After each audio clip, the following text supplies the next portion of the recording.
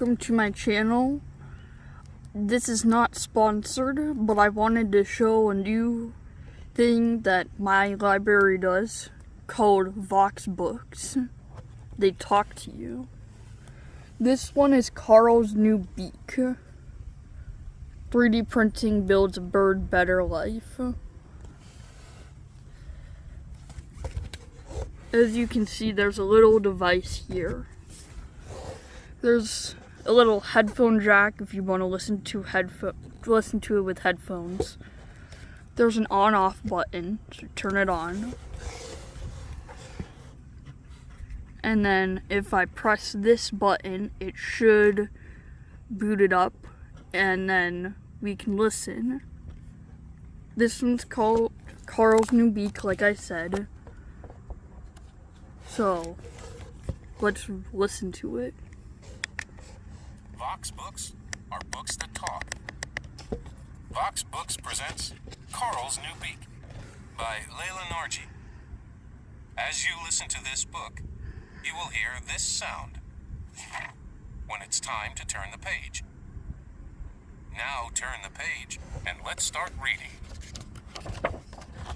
Karl's New Beak. 3D printing builds a bird a better life by Lela Nargi. Illustrations by Harriet Popham. This is Karl with his new beak. In the grassy space he shares with 3 African antelopes, an Abyssinian ground hornbill named Karl looks for insects and small mammals. He pinches them between the tips of his long, curved beak. Then he eats them like any normal hornbill would. He tosses them in the air, catches them in his mouth, and swallows them whole. Delicious. Garrett. Shirley. Rogue. Karl shares an enclosure with a type of antelope called lesser kudu. The male is named Garrett. The 2 females are named Shirley and Rogue. But eating a meal wasn't always so easy for Karl. When he first came to the Smithsonian's National Zoo in Washington, D.C., part of his lower beak was worn away. The bone that supported it was too short. This made Karl's beak extra fragile. When Karl used his beak to dig for food, or when he wiped it on a branch to clean it, the beak would chip. Over time, it got shorter and shorter. A hornbill practicing hunting using a toy snake, beak wearing away over time. So, Karl had to adapt. Instead of gobbling small, juicy bugs, he could only eat bigger meatballs and tiny mice the zoo staff fed him. He picked them up by tilting his head sideways and scraping his beak against the ground. Karl foraging for food with his broken beak. Because of his broken beak, Karl's diet didn't have much variety. His keepers had to weigh him every week to make sure he was getting enough to eat. Toy snake. James Steele, the zoo's veterinarian, came up with a solution. He molded an artificial beak for Karl out of plastic called acrylic. He slipped this prosthesis on over Karl's bottom bill. Karl was able to pick up all the crickets and mice and berries he wanted. Acrylic beak. Examples of the acrylic bill prosthesis. But the hand-sculpted beak didn't fit very well, and the acrylic was too heavy. After a few weeks, the prosthesis broke off. James built another one, then another. He built Karl 10 acrylic beaks in 2 years. None of them worked for long. Then James made a discovery. Across town, the Smithsonian National Museum of Natural History had an old Abyssinian ground hornbill skeleton in its archive. That hornbill had been about Karl's size when it was alive in the 1930s. Archived skeleton of a hornbill from the 1930s. Could that hornbill's skull help the zoo staff make a beak for Karl? Could they use it as a template for a 3D printed prosthesis? It was worth a try. James carefully measured the length, width, and thickness of Karl's beak with a special tool called a caliper. He marked the angle of the beak's curves. James Steele, right, and exhibits specialist Bobby McCusker, left, measured Karl's beak with a caliper. The 1930s hornbill beak being scanned. Close-up of the beak bone of the 1930s hornbill. Bobby McCusker, the zoo's exhibits specialist, made a computer model of the old hornbill skull. To do this, he put the skull into a 3D scanner. It spun on the turntable. Lasers beamed into its nooks and crannies, taking a picture of it from every which way. When Bobby uploaded this picture into a computer program, he could change it however he wanted. This would be the template for Karl's new prosthesis. 3D digital image of the scanned 1930s hornbill beak. Now Bobby had to figure out how to shape the beak. There were a lot of challenges. For starters, birds' beaks aren't symmetrical. Bobby adjusted the computer model to get it to line up with Karl's unique bumps. He had to make sure the prosthesis would fit over them. 3D rendering of the hornbill skull from the National Museum of Natural History archives with a 3D printed prosthesis attached to lower bill. Illustration of the caliper tool used to measure Karl's beak. A hornbill's beak has a groove inside it for scooping up drinking water. Bobby knew it was important to match the groove in the prosthesis with the groove in Karl's real beak.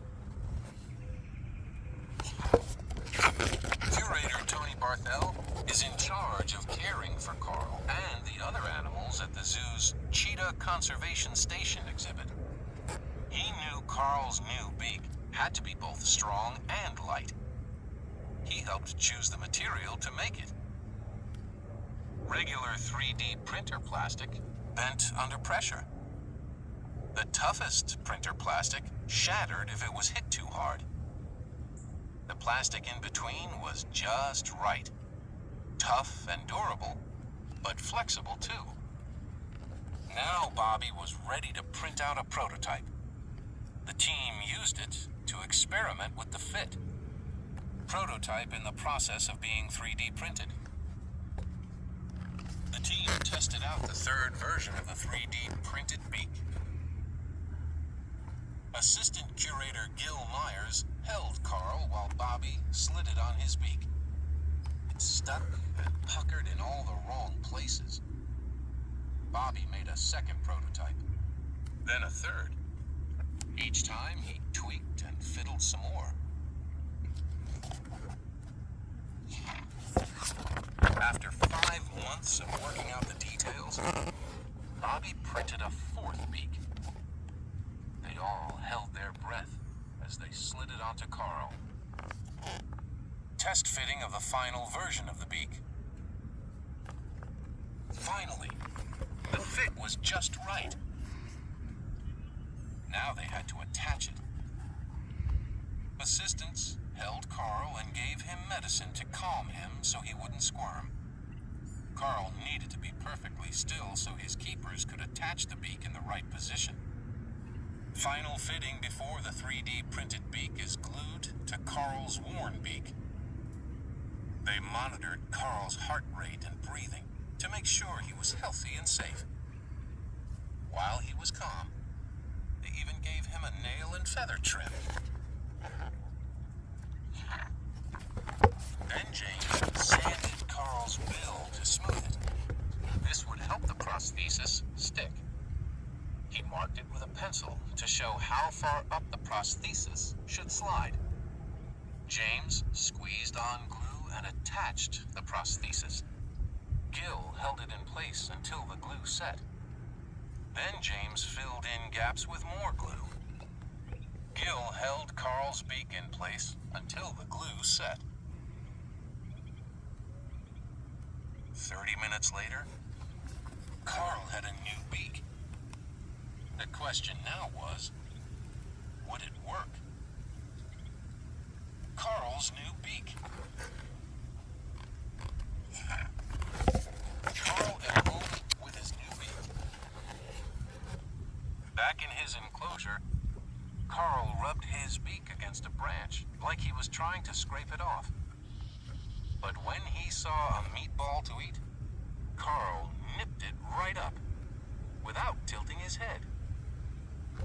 The beak worked. Still, it isn't quite perfect. Karl's beak has to be glued back on every few months, but he doesn't seem to mind. Karl spends his days wandering around the antelopes as he hunts for mice and mealworms and crickets. Karl can eat whatever he wants now, just the way a hornbill should. He also calls out, looking for other hornbills.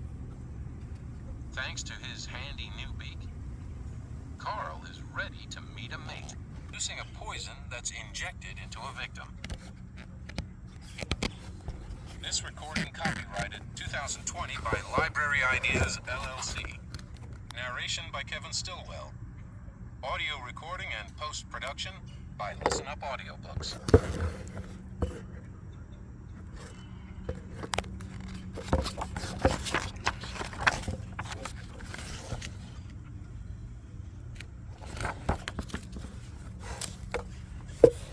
So that it was a Vox book. As you can see, it is a pretty smart idea because it reads everything to you. Let me know in the comments down below if your library has these. That I know of, we only have picture books that are Vox books. I don't know if they're gonna make chapter book ones, but we'll see. If you like this video, please like and subscribe. It really helps out.